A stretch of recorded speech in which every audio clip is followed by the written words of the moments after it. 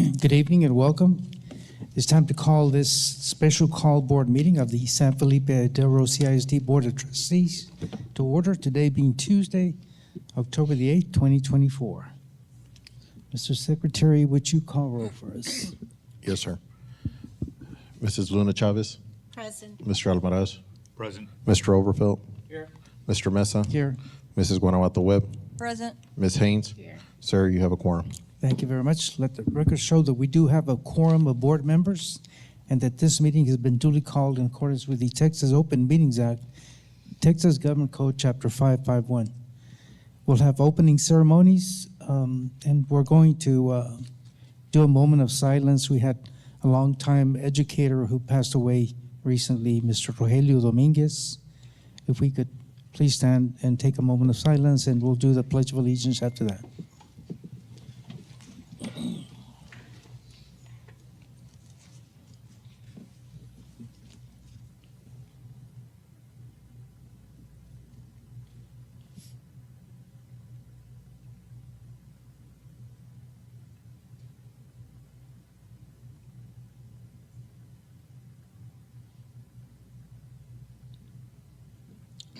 I pledge allegiance to the flag of the United States of America and to the republic for which it stands, one nation, under God, indivisible, with liberty and justice for all. Thank you very much. I would like to ask board members if we could move some items up. Mr. Diego Almaraz has a service to attend, and if it's okay with the board to move the items under administration up. That's fine. We don't have any citizens to be heard on the agenda.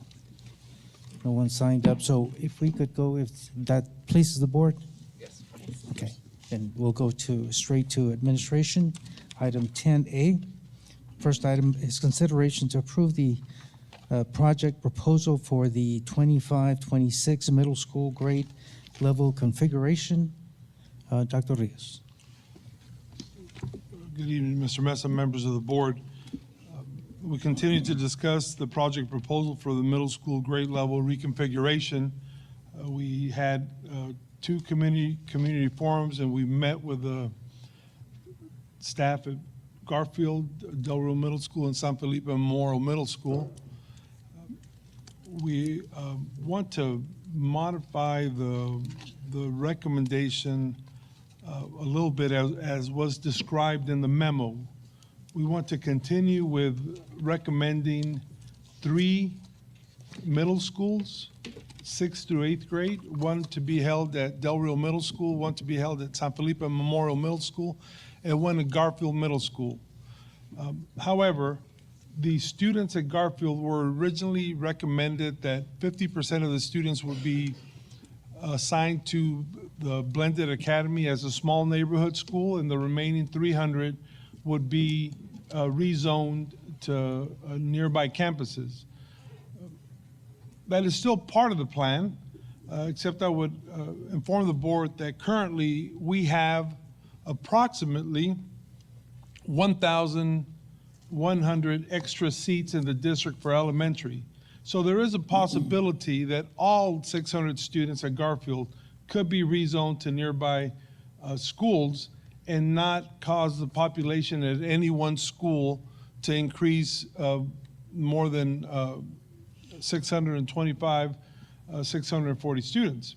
However, before we decide that, I would like more time to engage the parents in the Garfield community to decide if they want a neighborhood school or if they want to be rezoned.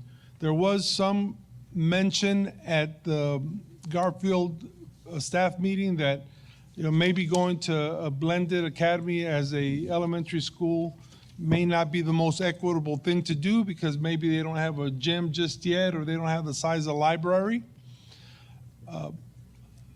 I think that would be better decided by the parents. So today I'm recommending that we continue with the middle school redesign proposal, but that the location of the neighborhood students from Garfield, that just be decided through the rezoning process and that I have some time to confer with the community. I will set up as many meetings as I can with as many parents to get that input. But for that, I would report to the board the updates on that. So at this time, Mr. Mesa, if there are any questions considering the redesign, before I make a formal recommendation, I would ask for. Okay, questions from board members? Oh, no, go ahead, Ms. go ahead, Josh, so I can listen, maybe you. Mr. Overveld? Over the last several weeks, we've gone in and discussed this. We've heard from, or we've visited, because on the advice of the board, administration was asked to visit with the 3 campuses that would be affected, host another community forum, which happened last night. And those all took place as requested. The vast majority of the board members were able to attend 1 or 2 or all of those meetings and hear what staff had to say, here at the center to hear what some parents, community members went in and had to say. And I think over the last several weeks, as we've thought about this and debated it internally, at least in my mind, there's been three areas that it all centers on me, or for me, excuse me. One is, of course, the issue of safety. They're going from a 7th and 8th grade that has 1,400 or so students down to spread, and then taking the other, I don't know the number off the top of my head for 6th grade. There are probably 700 something plus students. And dividing that over 3 campuses, giving us anywhere between 700 and 750 across 3 grade levels, is a good thing in the sense of safety. Absolutely agree with that. It becomes a much more manageable situation there. The academic side of it becomes more manageable because we start to go in and see the hope of smaller class sizes and with less discipline interruptions, more learning goes in and takes place. The one thing that still has me hung up there is, and we emailed back and forth about this, Dr. Rios, as I was trying to get clarification, is just the issue of finances there. I know that in order to do this, we will have to do some conversion, as you talked about in many of the meetings at Garfield, to bring it up to, at least the restrooms, up to code for middle school aged individuals, and then the security fencing for San Felipe Memorial, which I think you alluded to would be grant funded, and I don't know if that comes from the safety and security allotments we get from the state, or is that a different grant? So one is that do we already have that money to begin fencing and have it ready to go August of 25 to have the San Felipe Memorial campus completely fenced off and ready to go for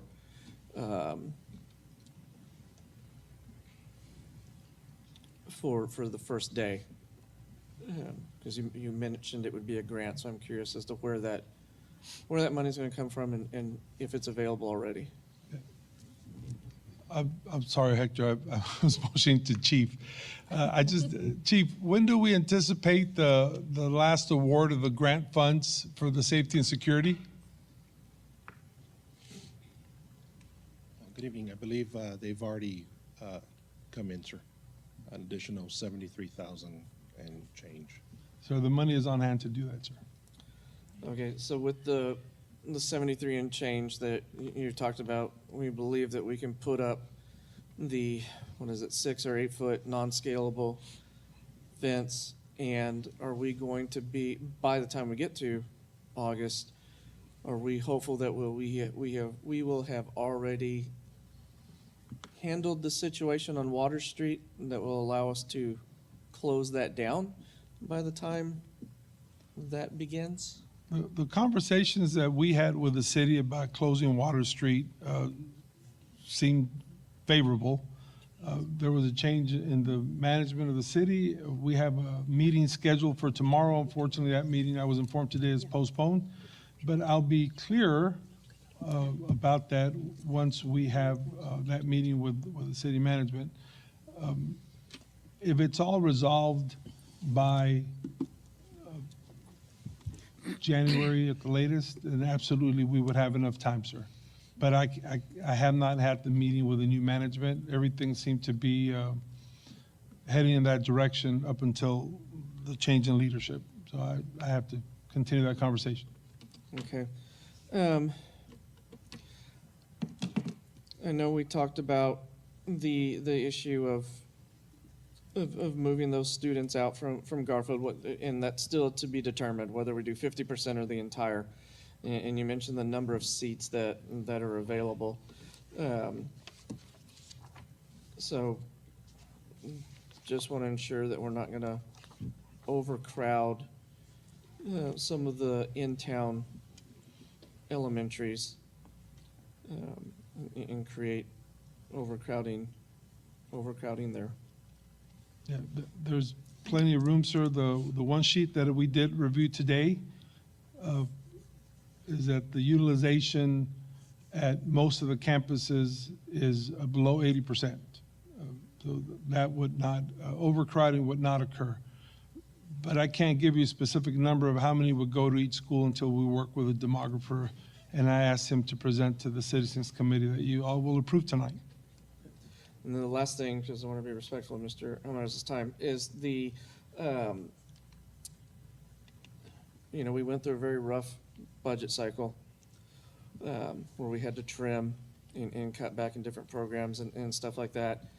I want to ensure that we're not adding more to a deficit that still exists and that we're going to have to be cognizant of come the next cycle because we're all holding our breath for what's going to happen in January of 25 with the legislature and funding there. That's probably my biggest worry right now. Absolutely.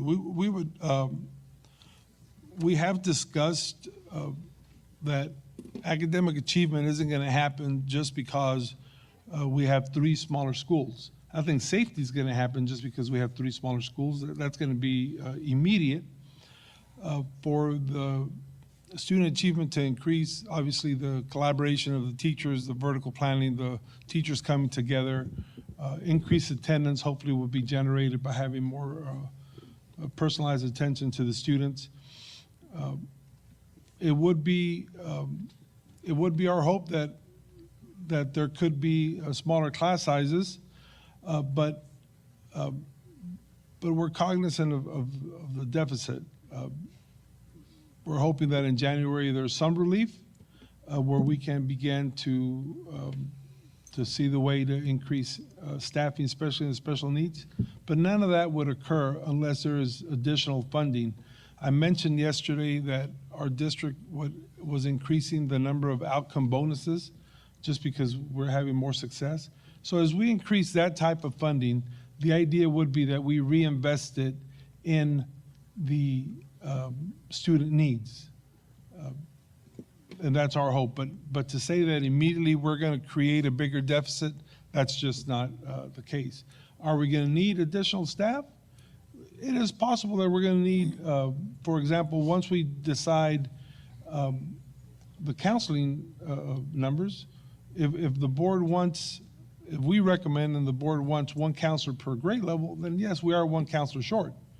If we want to maintain a library at each one of the campuses, which we do, because they're middle schools, then we are 1 librarian short. But other than that, I don't anticipate any other additions. Thank you. Anyone else with a question? Mr. Almaraz? Just a couple items. One of them was the fence project, and thanks for answering that. As Mr. Oberfeld asked, that was one of the things on my mind. The other is how soon do you plan to have the I guess, the Chihuahua neighborhood meetings with some of the parents that is directly going to affect Garfield students. The demographer won't have the completed report for maybe 30 days. Okay. I'd like to have something to show them, but I would begin scheduling them now, as of tomorrow, but would not have those till the first week of November, maybe last week in October. Okay. And the other thing on that, going back to Garfield, getting, keeping 50% of the students there or dispersing all 100, decompressing that school completely amongst all the other elementary schools. That, just for clarity, that idea to completely disperse 100% of the students will eventually come back if, that school will eventually come back if we decide as a community, right, to bring it back. Let's get this bond going, things like that, to rebuild it and get it ready for our students in our community, if that's something we decide to do, or the community decides to do. Is that- Absolutely. Okay, just making sure, because I do want people to know that we're not completely looking at closing a school down, and just shutting the doors, and it's not going away. But we want it to be turnkey, where the students can come in, the next year or two, and they have a facility that they're able to use, and it's up to standards, correct? Yes, sir. Okay. Anyone else? I Amy? do, Mr. Mesa. And so if it's not, if we don't, and they have to go to blended, we have to get that. Are we gonna be able to get that together, like what was mentioned at the meetings, the cafeteria situation, and, I mean, there's other, concerns the community had about blended, so, if you don't disperse our children and they wanna stay, you're gonna take them to blended, correct? Correct. So blended needs to be, updated, shuffled, just some things going on that you don't have to, like Josh says, you'll have to take care of the toiletries and stuff like that. Well, this, accommodate for our elementary. Cause honestly, my gut says that I see us keeping, me personally, I don't think the citizens of Chihuahua, and that might be wrong, but in my spirit, I don't think they're gonna I think we're gonna be at blended for a small community, for a small neighborhood school, and I'm just being honest with you. So, I don't think the majority of them want their children dispersed. And we can understand that, so now we have to have the funds to get blended up and ready, so we can do that. Absolutely. For 300 students, most of the work would be done by our operations department. The materials that would be needed to reconfigure the restrooms, Right. that's something that we can all do. That's not a problem. And that was planned for before we had the idea of having the community decide if they want a small elementary campus or they want to be rezoned to some other schools. So we can make either plan work, but I really think that we need the input from the parents that would be left at blended. Do you all want to go here, or do you want to go at these other places? Okay, so how are we gonna make that choice? Who's gonna stay and who's gonna go? Well, The demographer, I guess. well, the closest students to Garfield geographically are the ones that would stay. They're the ones that would stay. So the demographer is going to help us figure that out. And the closest 300 students would Okay. stay. Okay. So yes, the demographer would be the one to guide us there. And those 300 students are the ones that we would visit, well, their families are the ones we would visit with. Okay, We would just visit just with those 300 students or their parents, because they're the ones that have to decide or guide us in that decision. okay. So, let me just be clear. Something has to be done with the middle school, absolutely. But me, I don't, I'm feeling some type of way about the dispersion and the stuff, and, so we've had plenty of time, and I appreciate that, Dr. Rios, of you having these meetings and stuff, and I've sat, and I've got emails, and I've thought, and I've had plenty of time to think. There wasn't enough people, community parents out yesterday, so I was a little disappointed, sad about that. But I still, like I said, I got my emails. I've got, people contacting me, and I appreciate that, because then I had more thinking to do. But I just want to be clear. Something has to be done with the middle school. It's a safety issue, and I totally agree with that. But I have some other thoughts, and I've had a long time to think, so I just wanted to put that out, to be clear. So thank you, Mr. Mesa. Thank you, Amy. My biggest concern is, and I mentioned this before, I happen to attend Garfield Elementary. I just want to make sure that it's equitable, in regard to computer labs, library materials, and the like, because there's a lot of variables. It's the largest campus, so low socioeconomic. We have a majority of bilingual students, and just want to make sure they have the needed resources in regard to computer labs, libraries, and all the other programs that are available at the other elementary schools. So just want to make sure that that is equitable in regard to every other elementary campus. Okay. Mr. Galindo. Guess just a quick timing question. When you're talking about if you are going to keep 50% there at Garfield, when would that work start? Are you going to move blended at at the end of the first semester over to the old Cardwell in order to make sure that the amenities and facilities are properly constructed, or what is the timeline based off of that if the choice was to do the 50% there at the blended academy? If the choice is to do 50% at the current blended for a small Garfield neighborhood, we would begin the work for blended in January. And that work would be done right about, at least the work that needs to get done would be done about May. And then that would already be done. So then we could start moving the teachers over. And then we would move to do the restrooms and at both Garfield and blended over the summer. So everything would start in August. But blended is the empty the East Side campus is the empty campus. So that one we can start working on immediately. Thank you.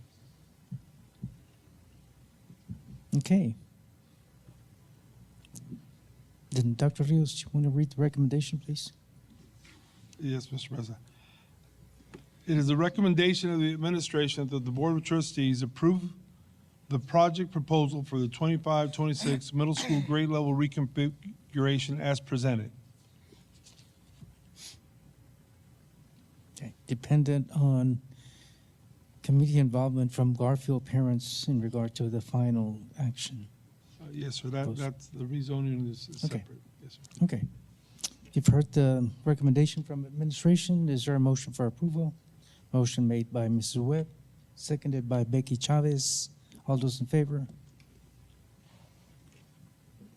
1, 2, 3, 4, 5. 5 affirmative. All those opposed? 1 opposed, 1 abstention, 1 abstention. Motion passes. Next item we have under administration, consideration to approve the establishment of the 2024-2025 District Facility and Operations Citizens Committee to evaluate current and future capital improvement needs. Dr. Rios. Yes, sir. Mr. Mesa, the initial idea was to form a citizens committee that would begin to evaluate the facilities. In the process of it, we talked about having the same committee assist with the current reconfiguration plan for the middle school projects. So therefore, the committee that would be approved today, the first task would be to work with the middle school reconfiguration, looking at the facilities, looking at the proposed work that would be done at the facilities, evaluating the demographer's work, and guiding those recommendations that would be made to the board or to administration tacked upon. Every board member was consulted with various times, and there was a lot of members that signed up that came to the forums or at the campuses. So we updated the memo that is in front of everyone. The committee would consist of 2 parents appointed by every member and 1 staff appointed by every board member, every trustee. The 3 principals for each of the middle schools, there's 1 to be determined. And then there were alternates that didn't fall under the board members. So the alternates would be asked to visit to participate in the discussions, but if there was ever a vote on a difficult decision, they would not vote unless they took the place of somebody that didn't participate in the committee. Questions from board members? Hearing none. The recommendation, sir? It is the recommendation of the administration that the Board of Trustees approve the establishment of the 24-25 District Facility and Operations Citizens Committee as presented. For the recommendation from administration, there's a motion by Mr. Alindo, a second by Mrs. Webb. All those in favor? Motion carries unanimously. There's one other item. If we can go to business and finance.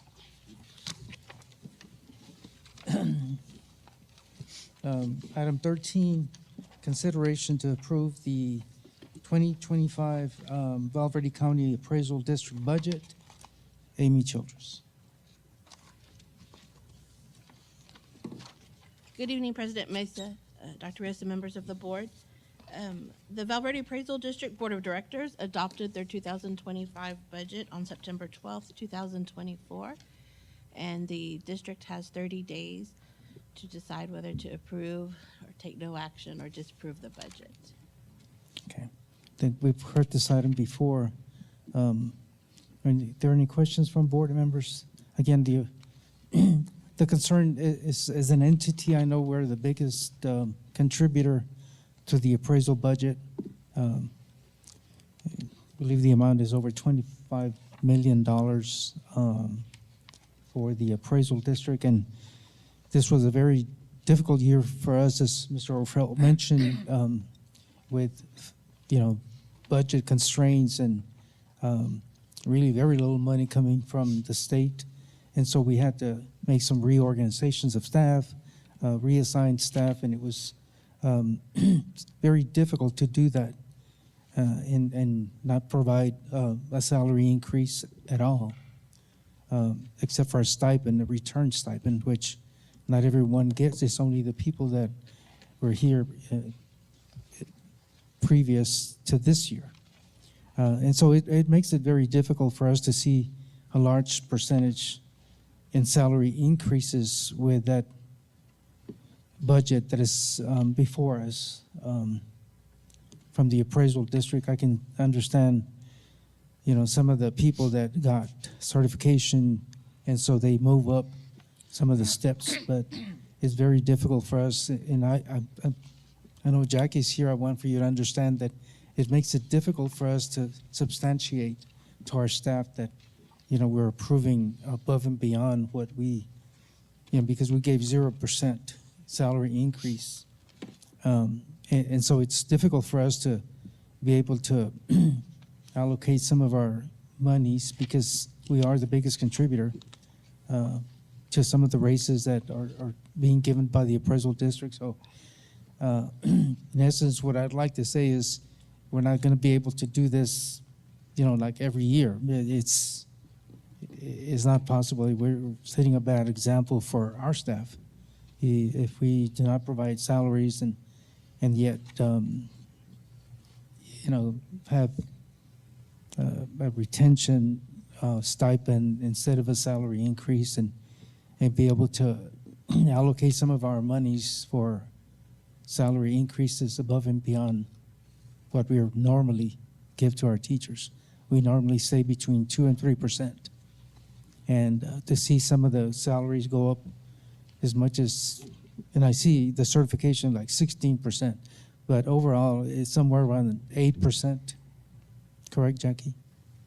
So the average increase would be somewhere around 8%, 7, 8%. You want to come over and?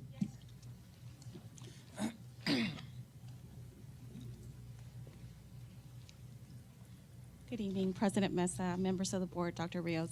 No, sir, it's at 3%, 3 to 4% across the board, and then the highest percentage is an 11%. That's due to certification pay.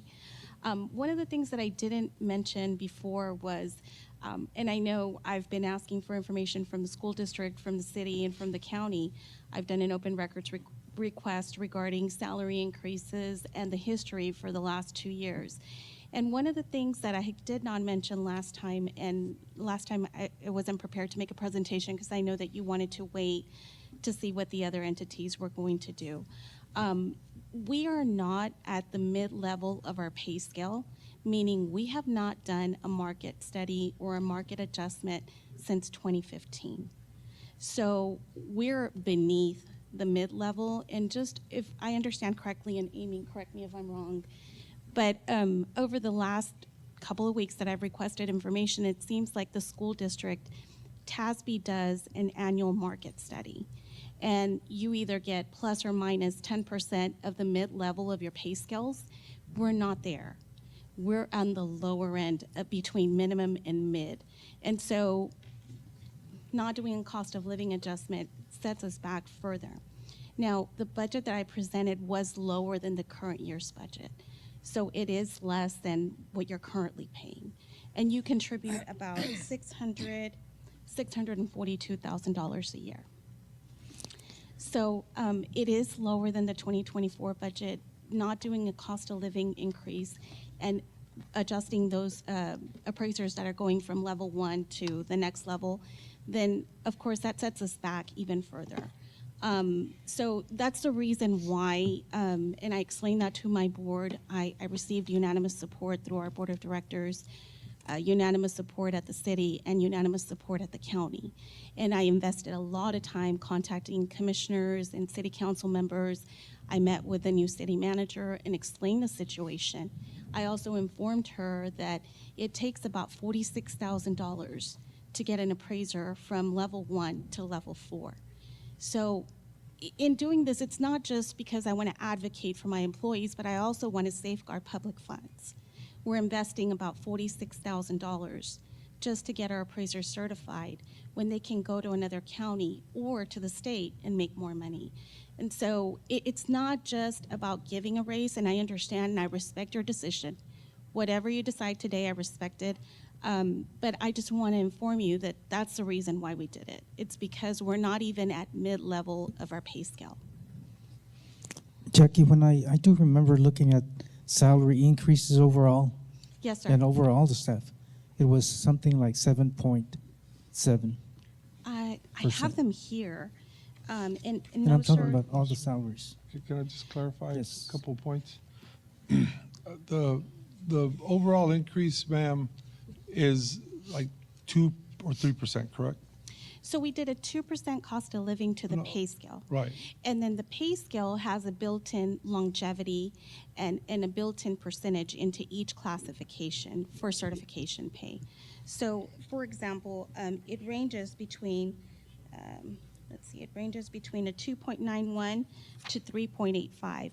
And now those are the ones that are not getting recertified. We do have several appraisers that are going through the certification process. And those ranges are between 6.98 to 11.49.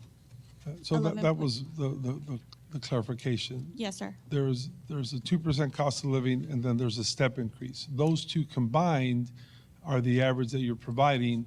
And then some, because of certification, Yes, sir. have the added amount of money. Yes, sir.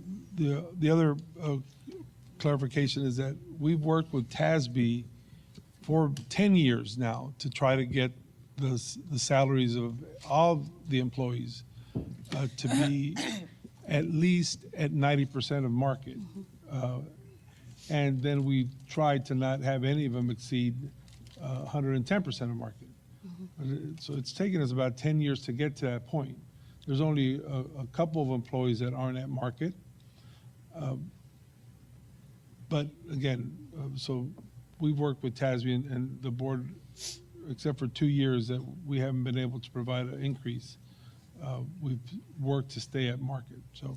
Yes, I and think that's what she's talking about. Yes, sir, I am.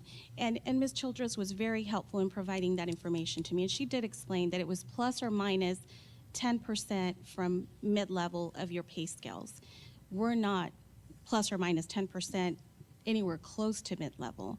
So in considering our budget for this year, I did present that two options to our board, and I said we can do anything they want. They can give me a directive, or we can do one option was to stay with the COLA, and what we do is we just apply a cost of living to the pay scale that's already been established.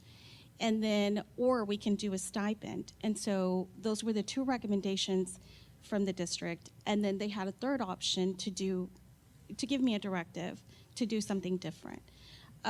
After I presented the numbers and what it costs to get an appraiser certified and what the state is paying, what other counties are paying, and the fact that we're not at mid-level of our pay scale, they opted to go with the option to continue to do the COLA and adjust the pay scale.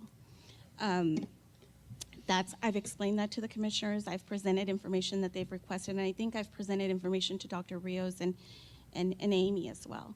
And that's the reason why we decided to go with that recommendation, and the board decided to unanimously approve that recommendation. Dr. Rios? I just want to clarify. The midpoint is misleading because just because we're at market doesn't mean we're at midpoint either. Okay, so those are two separate things. We are at market. We're not necessarily at midpoint for our employees, but we are at market. Okay. Okay. Now, the other point is, unfortunately, we don't have a market study for the appraisal district.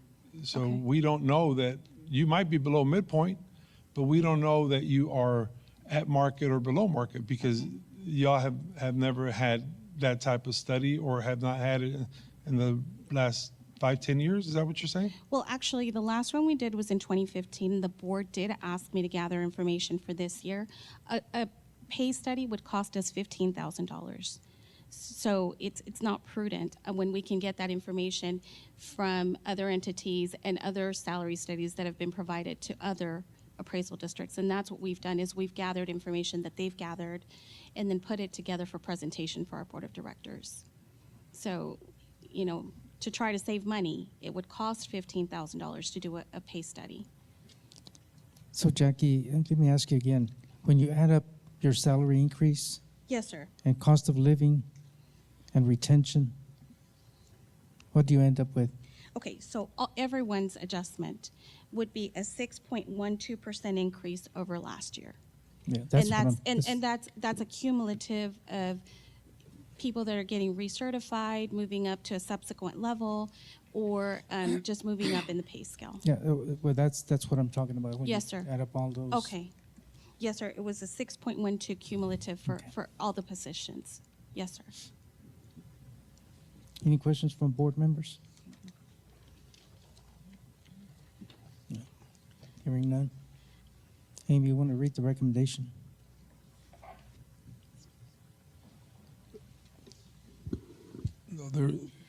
Mr. President, in a case like this, there is no recommendation from administration. A board member has to either move that you approve the budget or move that you deny the budget or take no action. If you take no action, then it's automatically approved. If you move to deny the budget, then you have to have a majority of the board approve it. But the superintendent and Ms. Childress, we don't make a recommendation in this case It's up to the board to approve or deny. Okay. Is there a motion from a board member?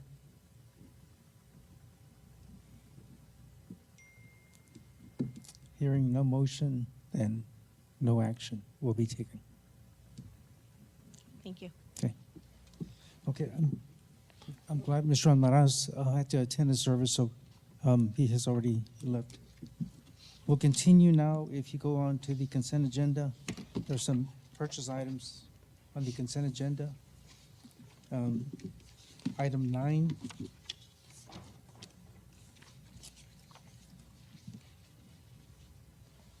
If there's any question, now's the time to bring that question up to administration. Any item that needs to be pulled. Some of these items have appeared in previous meetings, and there's been some more explanation given to you in regard to purchase items. Any questions from board members? If not, then I'll entertain a motion for approval of the consent agenda. Motion made by Mr. Galindo, seconded by Amy Haynes. All those in favor? Consent agenda is approved.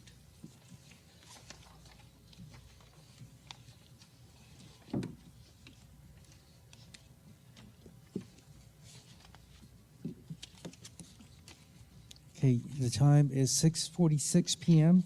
We're going to go into executive session. No action will be taken in executive session. If there is a vote that is required for any items, it will be taken upon reconvening into open session. Again, time is 6:46 p.m. We're now in executive session. Thank you.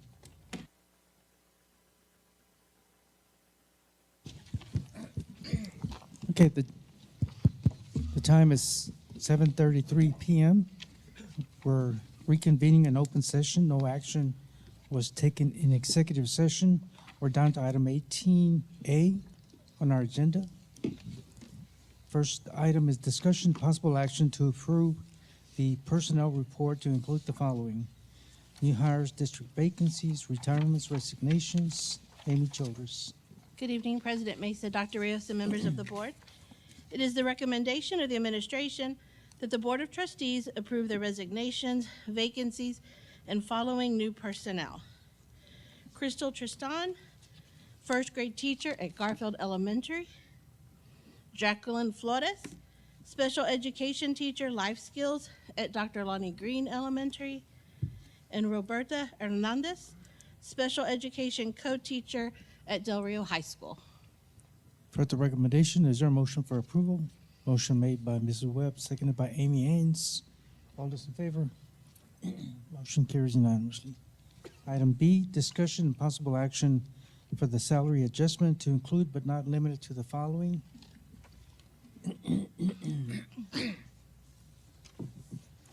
Service credit, salary matrix adjustment. Amy Childers. Good evening. It is the recommendation of the administration that the Board of Trustees approve the salary adjustments as discussed in closed session. For the recommendation, a motion made by Ms. Sorrelfeld. Is there a second to the motion? Mrs. Webb? All those in favor? Motion carries unanimously. Item C, consideration to approve the position of 21st Century Community Learning Center Program Site Coordinator, ACE grant at Lamar Elementary. Amy Childers. Yes, sir. It is the recommendation of administration that the Board of Trustees approve Melissa Aguilar for the position of 21st Century Community Learning Center Program Site Coordinator at Lamar Elementary. For the recommendation, is there a motion made by Becky Chavez, seconded by Ms. Sorrelfeld? All those in favor? Motion carries unanimously. Thank you. Item D, consideration to approve the position of speech language pathologist assistant at Del Rio Middle School. Amy Childers. It is the recommendation of the administration that the Board of Trustees approve Karina Esquivel for the position of speech language pathologist assistant at Del Rio Middle School. You've heard the recommendation. There's a motion from Mr. Galindo, seconded by Mrs. Webb. All those in favor? Motion carries unanimously. Thank you. Item E, consideration to approve the position of counselor for Del Rio High School. Amy Childers. It is the recommendation of the administration that the Board of Trustees approve Brenda Delgado for the position of counselor for Del Rio High School. For the recommendation, motion made by Amy Haynes, seconded by Mrs. Webb. All those in favor? Motion carries unanimous. Thank you. Thank you. The time is 7:06 p.m. There being no other items on the agenda, is there a motion for adjournment? Motion made by Mr. Galindo, seconded by Amy Haynes. All those in favor? Motion is unanimous. Thank you and good night, everyone.